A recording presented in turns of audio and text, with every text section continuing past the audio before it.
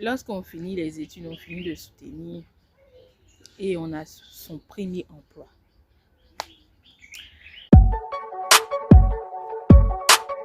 Je ne vous dis pas comment est-ce que c'est galère par moment parce que tu ne sais pas ce qui t'attend. C'est différent de ton environnement quotidien. Tu allais à l'école, tu avais tes professeurs, tu avais ton emploi du temps, tu avais les cours. Par moment, mais il n'y avait pas des cours en semaine et tout. Là-bas, il fallait bosser pour avoir les moyens, pour faire des examens et tout. Mais c'est un nouveau cadre, c'est différent. C'est vrai que tu as fait un stage et tout, ça t'a appris certains codes. Mais là, tu viens défendre ta crédibilité. Tu viens défendre ton intégrité. Tu viens défendre ta personnalité. Tu viens défendre qui tu es. Tout ce que tu as appris à l'école, le diplôme que tu as eu, tu viens le mettre au service d'une entreprise qui va te payer un salaire pour faire le travail, le job. Donc, j'arrive dans un environnement qui ne m'est pas familier, dans une usine de production d'aliments. Et là, il faut que je manage une équipe. Il faut que je manage des ouvriers. Il faut que je les amène à faire le travail qu'ils ont eu toujours à faire, mais sous ma responsabilité maintenant. Et là, c'est galère parce que tu ne connais pas forcément les tempéraments de chacun. Tu dois leur dire aujourd'hui, on va produire tel nombre de tonnes, tel type d'aliments. Voilà les ingrédients qu'on va mettre à l'intérieur jusqu'à ce qu'on puisse les mettre dans les sacs et tout.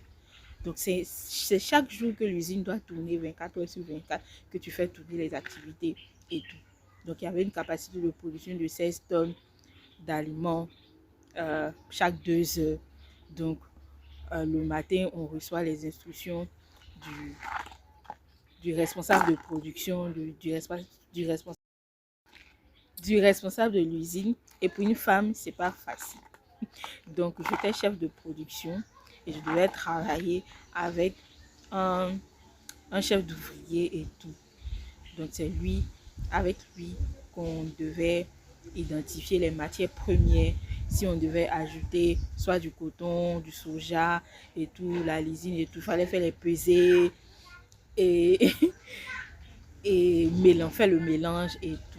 Donc, j'avais une équipe assez cool, assez dynamique, mais pour une femme, avec des garçons, des personnes, comme je l'ai dit, des personnes qui connaissent leur métier déjà, qui savent ce qu'ils ont à faire, t'as pas grand chose à leur dire, sauf qu'il faut les manager pour qu'ils puissent faire le travail dans le temps, pour qu'ils puissent respecter les règles d'hygiène, pour qu'ils puissent porter leur EPI et tout.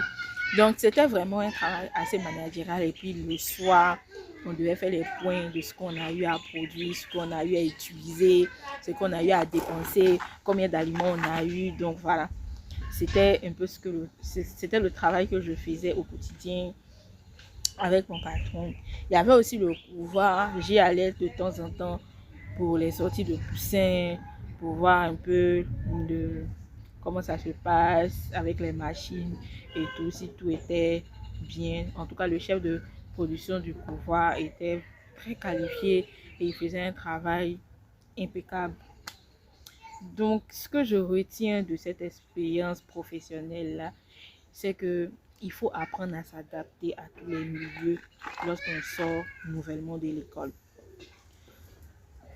C'est pas tout le monde qui va arriver dans un bureau, c'est pas tout le monde qui va arriver dans un cadre où il maîtrise déjà tout. Il va falloir apprendre auprès de personnes qui en griffes sont sous votre responsabilité, mais eux maîtrisent déjà le métier. Ce sont des ouvriers qui sont dans l'entreprise depuis longtemps, qui ont appris, et du jour au lendemain, on leur envoie une chef de production et tout. Toi, tu connais pas, tu as des théories, mais tu n'as pas la pratique. Tu ne sais pas vraiment comment ça fonctionne, à quel moment il faut faire le tri, à quel moment il faut regarder les dates de péremption de chaque intrant et tout. Donc, c'est vraiment un travail d'humilité, un travail dans les premiers mois où tu apprends, tu te soumets à ce qu'ils disent, à ce qu'ils te montrent et tout. Tu es vraiment réceptif, tu es vraiment disponible pour apprendre d'eux et aussi pour leur partager tes quelques connaissances.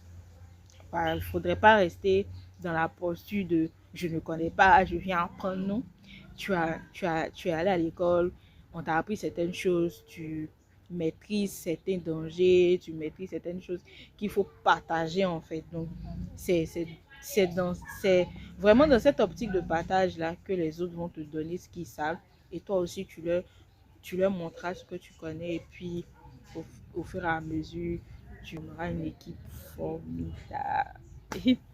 Donc, c'est ce que j'avais envie de partager aujourd'hui pour ta première expérience professionnelle. Il faudrait que tu sois assez humble pour pouvoir apprendre ce que tu ne sais pas et au fur et à mesure devenir le chef de production le plus excellent qu'on n'a jamais connu, ta patronne. Voilà, et tout jusqu'à ce que l'aventure change de côté. Bisous.